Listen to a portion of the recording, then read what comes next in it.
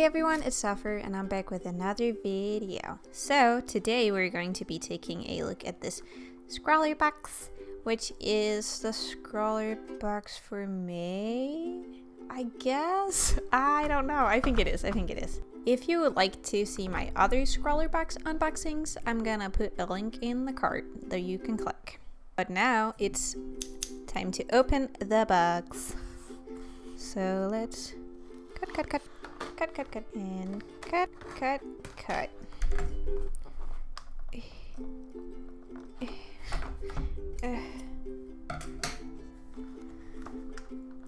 We're back to this. Back to the curse, the Scrawlr curse. It's because I broke the challenge, so I've been cursed with not being able to open the box. Okay, so we have some art supplies. Ooh, some of them are poking out. And then we have beautiful artwork. Oh my goodness. Look at this. This is amazing. I love it. Here is the artist if you would like to check them out. Ooh, and we have some very thin paper this time. We have a lot of it. That's nice. That is nice. Whoosh. Okay, let's get on. Oh, it's already been opened for us. Scrawlr Box sticker. Nice. Spoilers. Goodbye. Whew. Let's remove this. Okay. So here we have a candy. I don't really know what kind of candy it is. I wonder if the card says it. Nope, I don't know what kind of candy it is, but I did spoil myself on what's in this box. So now I'm angry. But here we have a micron pen.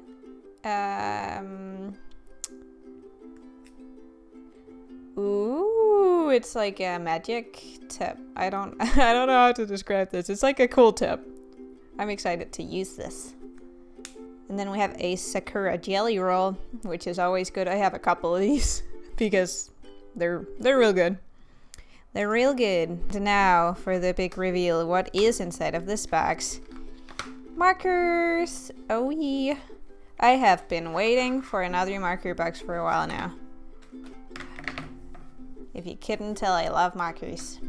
So these markers seem to be by Spectra Ad, which I haven't heard of before. They are alcohol based and they are twin tipped.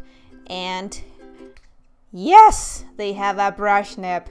Yes, thank you very much. This is great. This is all I ever wanted in my life.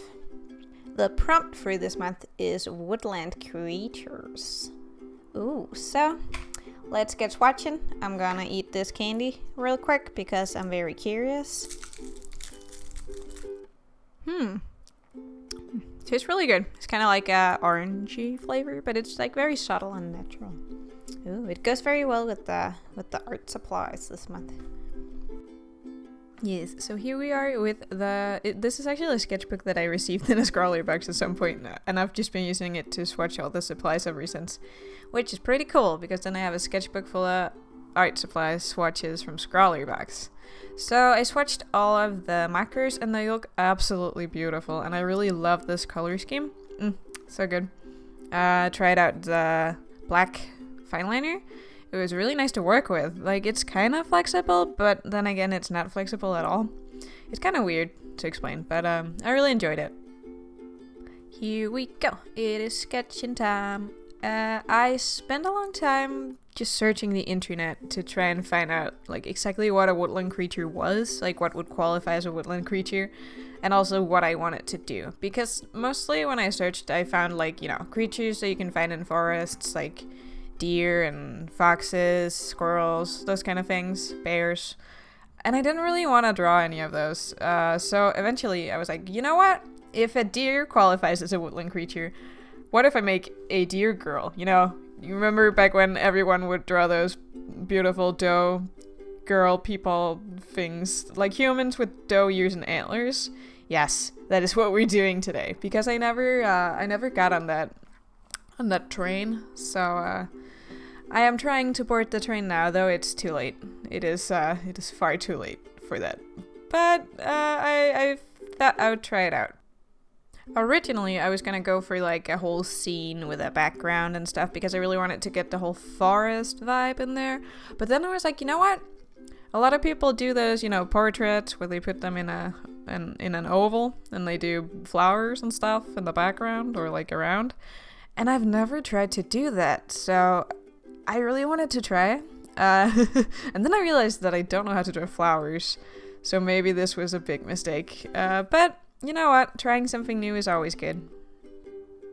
I ended up looking up some like stylized flowers and then just picking and choosing what I liked. And I feel like these flowers turned out pretty good. And then, excuse me, cars. Hello, I am filming here. Then when I had to draw them with the markers, I kind of messed it up.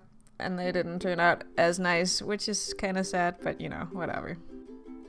So I used my light box to transfer the sketch to the marker paper, and here I am trying to like touch the tips together of the colorless blender with the pink so I could get a lighter shade of pink. Didn't really work that well for some reason, I don't know. These markers didn't want to do the magical touch and tips trick. So I ended up not really using the colorless blender that much. It didn't really work the way that I wanted it to, sadly. But the markers were super nice to work with. The only thing that was kind of an issue for me was that I didn't really have any light colors. I had the light green, but that was the lightest of all of them. And I really wanted a light color for the skin of my character, but I couldn't really get that. And I couldn't use the thinning out with the colorless blender method. So yeah, I ended up letting her skin kind of stay white and then just shaded it with the pink, as you can see here. And then for all of the branches and stuff, I went in with the green first and then layered the orange on top to kind of make a more brownish hue. Because I only had 4 colors, I had to be creative and figure out how to get more different tones in there. Ooh, and here we have the flowers. They're actually not looking too bad. That is nice. I remembered them looking a lot more ugly. I guess, I don't know, maybe they'll become worse when I start to line them. I think that was the case, sadly. I should put flowers on the list of things I need to study because, do I not know how to draw flowers. I can do, those preschool flowers where you just draw circles for petals. That's about what I can do when it comes to flowers. But yeah, that being said, I feel like these flowers turn out better than I expected them to. They're not too bad. They're okay. I'm not mad at it.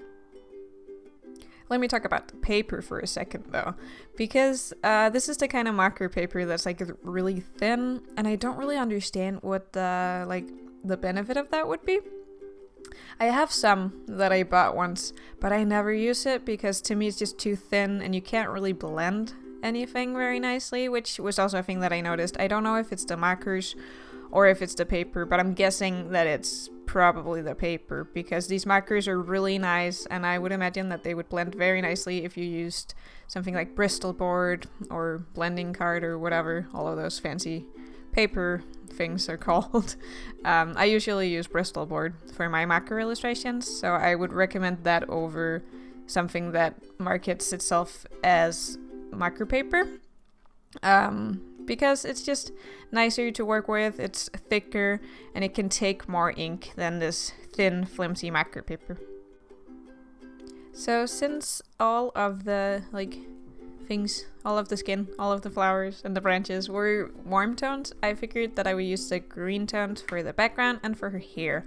And then apparently I also figured that I would go in and shade the hair with the pink as well, which I'm quite happy that I did because it just added a bit more dimension to it, instead of it all being this light green shade. I think her hair is supposed to be white probably, and then it's just artistically shaded with green and purple. I mean pink. Did I just say purple? Oh my god. Whew. And now it's time for the line art. You have no idea how scared I was to start this part because I really liked the way that the coloring had turned out, and I was so afraid that I was gonna ruin the whole piece by lining it, and I was really cautious of everything. I started in the left hand corner as you're supposed to, so you don't smudge it, and like worked my way around so I wouldn't smudge anything. Because when you're doing the line art after the coloring, it's like, whew, the stakes are real high. You can ruin a lot of nice coloring, as opposed to when you do the line art first and then the coloring. Then you can, I guess, ruin the nice line art, but I don't know, it just doesn't feel as risky to do for some reason. Luckily, I would say though that I did manage to make it better with the line art instead of worse, which is really nice, calms me down.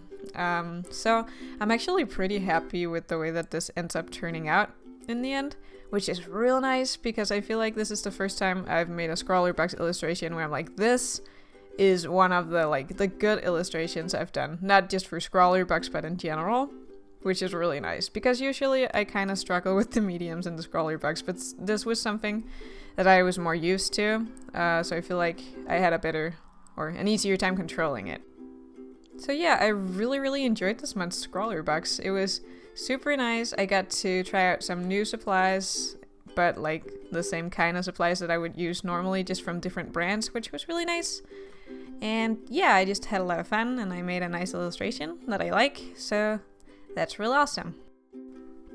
So that's about it for this video. I hope that you guys enjoyed it and that you like the artwork, and I guess that I will see you later.